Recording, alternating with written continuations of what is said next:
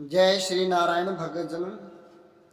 कथा के अंदर बताते हैं कि वक्ता परमात्मा में लीन रहने वाला हो, अगर श्रोता वक्ता की बात को ध्यान लगा कर के सुनता हो और वह जीवन के अंदर उतारता हो, तो वह वक्ता भी भगवान का श्रेष्ठ भगत होता है और श्रोता भी भगवान का श्रेष्ठ भगत बन जाता है।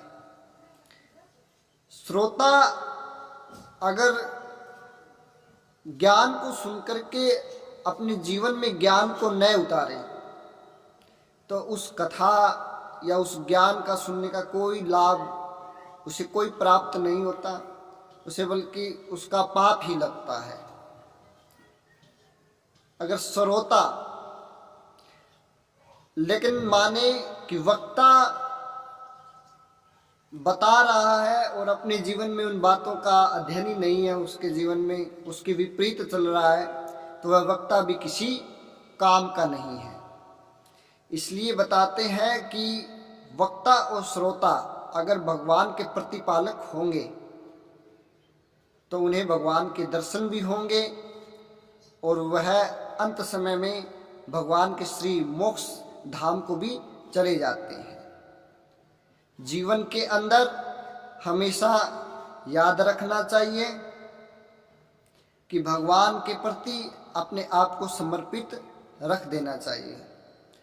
वैसे कहते तो ये भी है कि वेद व्यास जी भी एक समाज सुधारक वक्ता थे, उन्होंने भी ग्रंथ की रचना की है, ग्रंथ की रचनाएं की थी। वह उन जैसे वक्ता नहीं है सुखदेव मुनि जैसे, क्योंकि सुखदेव मुनि कथा करते हैं तो अपने आप को सांत्वना देने के लिए और प्रतिपल भगवान के दर्शन करने के लिए वो कथा में मगन रहते हैं।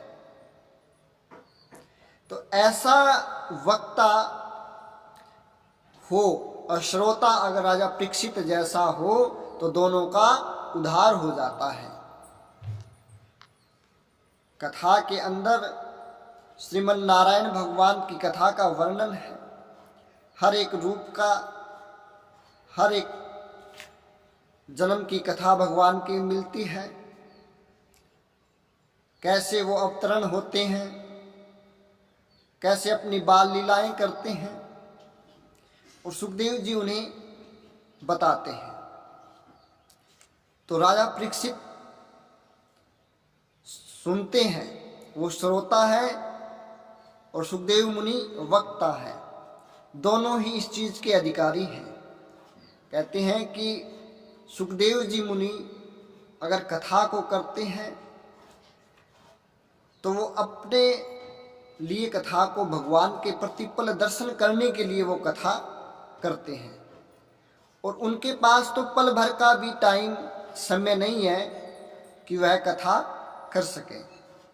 उनको आंख उठा करके देखने तक का भी समय नहीं है कि क्या हो रहा है और क्या नहीं, क्योंकि वह एक सच्चा ज्ञानी है, उसे भगवान के प्रति उसकी लो लगी हुई है और वो पल भर भी भगवान से दूर नहीं हो सकते, इसलिए उनके पास समय नहीं है। अगर श्रोता राजा परीक्षित जैसा हो, अधिकारी शिष्य हो, तो कहते हैं कि जन्म जन्मांतरों से ऐसे अधिकारी शिष्य को ही ऐसे सद्गुरु मिलते हैं।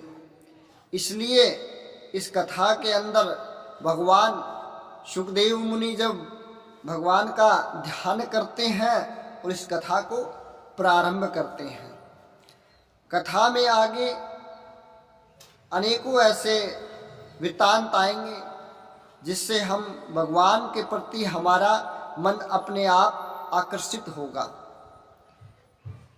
कहते हैं कि राजा परीक्षित जब अपने मन का एकाग्रचित ध्यान कर करके भगवान में लगा करके अपनी लो बैठ गए और कथा को श्रवण करने लगे, तो जैसे जैसे वो कथा सुनते गए वैसे वैसे वो भगवान में लीन होते गए। कहते हैं कि 7 दिनों में मुक्ति पाना संभव नहीं है।